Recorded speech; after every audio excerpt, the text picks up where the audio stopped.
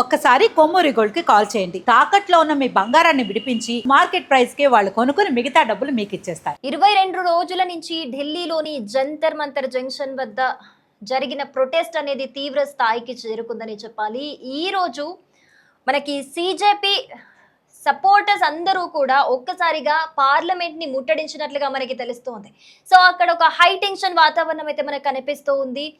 ఒకవైపు పోలీసులు అలాగే కేంద్ర బలగాలు కూడా అక్కడ స్టూడెంట్స్ ని కంట్రోల్ చేయడానికి ఎంత ట్రై చేస్తున్నా కూడా అక్కడ కంట్రోల్ అవ్వని సిచ్యువేషన్ మనకు కనిపిస్తూ ఉంది. సో లాఠీ చార్జీలు చేస్తున్నారు, టియర్ గ్యాస్ కూడా ఉపయోగిస్తున్నారు. అయినా కూడా సిచ్యువేషన్ కంట్రోల్ కి రావట్లేదు. అక్కడ అందరూ కూడా చాలా తీవ్రంగా అక్కడున్న గేట్లు దుంకడం కావచ్చు, గోడలు దుంకడం కావచ్చు, ఒక్కసారిగా అన్ని బద్దలు కొట్టుకొని పార్లమెంట్ గేట్ లోపలికి వెళ్ళడానికి తీవ్రంగా ప్రయత్నాలు చేస్తున్నారు చాలా మంది CJP supporters. Cockroach Janata party supporters అందరూ కూడా ఒక్కసారిగా ఈ ప్రొటెస్ట్ ని తీవ్ర స్థాయికి తీసుకెళ్ళినట్లుగా మనకు తెలుస్తూ ఉంది. సో ఇదంతా కూడా కాక్రోచ్ జనతా పార్టీ అభిజిత్ నేతృత్వంలో జరుగుతున్నట్లుగా మనకి తెలుస్తోంది. సో మనకి తెలిసినట్టే లాస్ట్ 18th కి మనం సోనం వాంగ్చుక్ ని హాస్పిటల్ కి తీసుకెళ్లడం జరిగింది. ఆ ప్రొటెస్ట్ ని ఆపిచ్చి దాని తర్వాత దీన్ని అభిజిత్ కంటిన్యూ చేస్తున్నట్లుగా మనకు తెలుసు. సో ఆయన లేరు కాబట్టి మనం ఇంకొక స్టెప్ దాన్ని ముందుకు తీసుకెళ్ళాలి అని చెప్పేసి ఒక పక్క అధికారులు చెబుతూనే ఉన్నారు. ఇప్పుడు మాన్సూన్ సమావేశాలు ఉన్నాయి పార్లమెంట్ లో, దాని తర్వాత మాట్లాడుకుందాం దీని గురించి, ఖచ్చితంగా మాట్లాడదామని చెబుతున్నా కూడా సిజేపీ సపోర్టర్స్ ఎవరూ కూడా వినని సిచ్యువేషన్ మనకి కనిపిస్తుంది.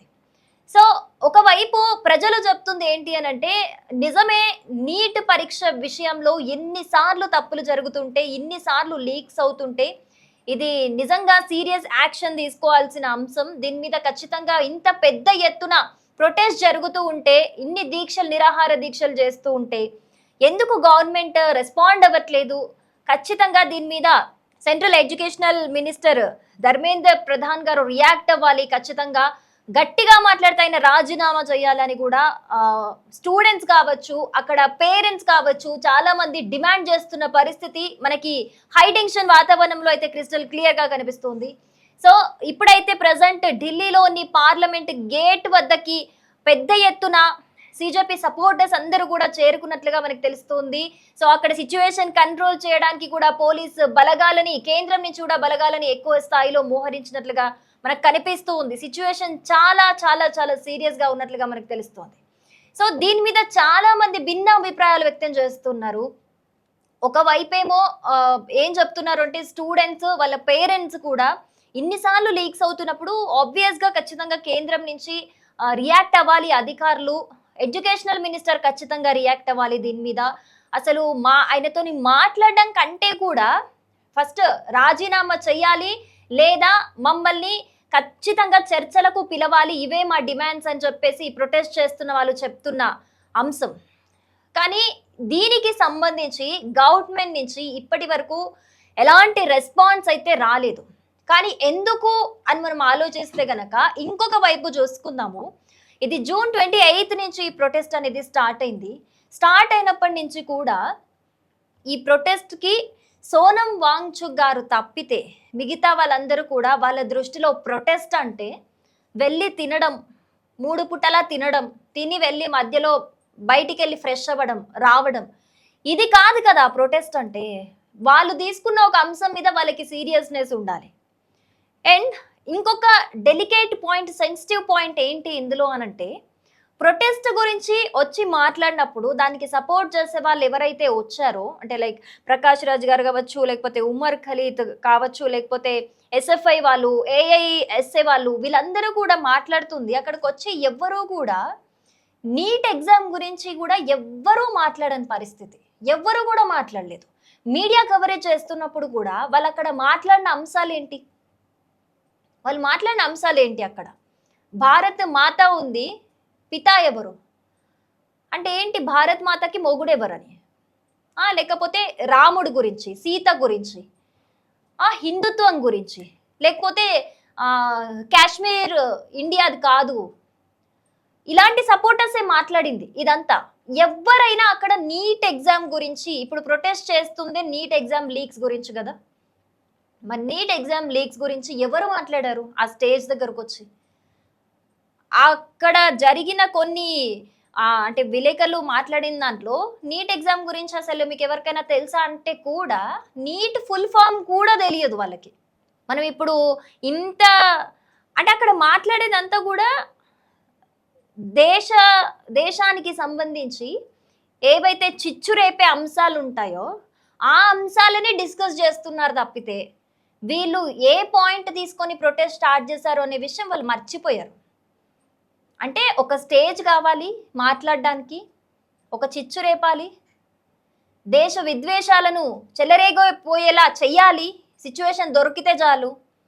ఇవే తప్పితే ఇప్పుడు ఏదైతే ఇప్పుడు ఇంతమంది కాక్రోచ్ జనతా పార్టీ ఫాలోవర్స్ ఇంతమంది కూడా సపోర్ట్ ఇచ్చి ఇంత పెద్ద ఎత్తున వీళ్ళకి సపోర్ట్ ఇచ్చి వస్తున్నారు ఈ ప్రొటెస్ట్కి అంటే దానికి main reason NEET exam. NEET exam వల్ల జరుగుతున్న ఇబ్బందులు ఎందుకు ఈ లీక్స్ అవుతున్నాయి, ఈ స్కామ్స్ ఏంటి, విద్యార్థుల పరిస్థితి ఏంటి, ఇలా జరిగితే ఈ యొక్క ఎమోషన్ని బేస్ చేసుకొని వాళ్ళు ప్రొటెస్ట్ చేస్తున్నారు. కానీ అది నీట్ ఎగ్జామ్ గురించేనా? నీట్ ఎగ్జామ్ వంక పెట్టుకొని ఇంకేదైనా స్వలాభాల కోసం ఇంతకి తగ్గించారా? ఇప్పుడు ఇవే అనుమానాలు సర్వత్రా వ్యక్తమవుతున్నాయి, ఇవే ప్రశ్నలు కూడా సర్వత్రా వ్యక్తమవుతున్న పరిస్థితి. కొంతమంది ఇదే మాట్లాడుతున్నారు. నిజమే, నీట్ ఎగ్జామ్కి సంబంధించి అయితే ఇప్పుడు జరుగుతుంది నిజంగా అన్యాయమే. దీని మీద ఖచ్చితంగా గవర్నమెంట్ రెస్పాండ్ అవ్వాల్సిన అవసరం ఎంతైనా ఉంది. వాళ్ళు ప్రొటెస్ట్ చేయాలని తీసుకున్న పాయింట్ కరెక్టే, కానీ వాళ్ళు చేస్తున్న పద్ధతి తప్పు.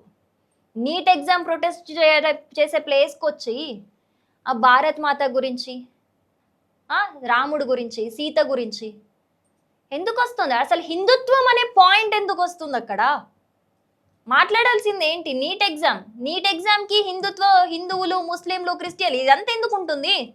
ఉండదు కదా. ఎందుకు వస్తుంది మరి? ఆ పాయింట్స్ ఎందుకు వస్తున్నాయి అంటే వాళ్ళకి మాట్లాడడానికి, విద్వేషాలకు చిచ్చు పెట్టడానికి ఒక స్టేజ్ కావాలి వాళ్ళకి. అండ్ ఇక్కడ మనం నీట్ ఎగ్జామ్ గురించి మాట్లాడుకుంటే 2014కి బిఫోర్ ఇలాంటి నీట్ ఎగ్జామ్ లీక్స్కి సంబంధించిన స్కామ్స్ 72 టైమ్స్ అయ్యాయి.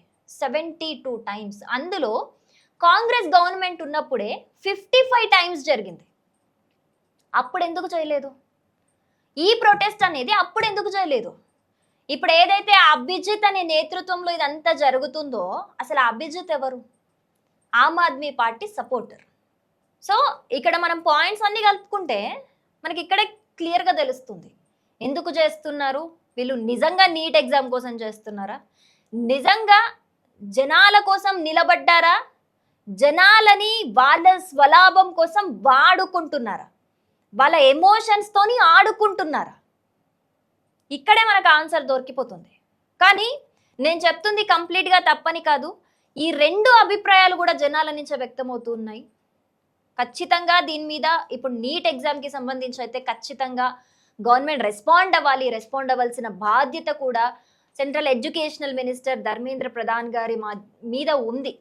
వాళ్ళు ఇప్పుడు చేస్తున్న డిమాండ్స్ ఏంటి అని అంటే ఆయన రాజీనామా చేయాలి లేదా మమ్మల్ని చర్చలకైనా పిలవాలని చెప్తున్నారు. కానీ గవర్నమెంట్ నుంచి మాత్రం ఇప్పుడు మాన్సూన్ సమావేశాలు ఉన్నాయి, అవి అయిన తర్వాత మాట్లాడుకుందామని చెప్తున్నారు. కానీ అప్పటి వరకు అయితే సిచ్యువేషన్ కంట్రోల్ అయ్యేలా అనిపించట్లేదు. అసలు ఇప్పుడు ఇది తీవ్ర స్థాయికి చేరి అసలు ఏ విధంగా అవుతుంది, ఏం జరుగుతుంది అనేది అయితే చాలా ఒక హై టెన్షన్ వాతావరణం అయితే మనకి ఢిల్లీలో కనిపిస్తుంది. సో మీరు చెప్పండి మీ అభిప్రాయం ఏంటి అనేది. నీట్ ఎగ్జామ్ గురించి ఈ ప్రొటెస్ట్ జెన్యూన్గా జరుగుతుందా, లేకపోతే జనాల ఎమోషన్స్ని వాడుకుంటూ వాళ్ళ స్వలాభాల కోసం ఏదైనా చేస్తున్నారా? మీ ఒపీనియన్ ఏంటి అనేది తప్పకుండా కమెంట్ చేయండి.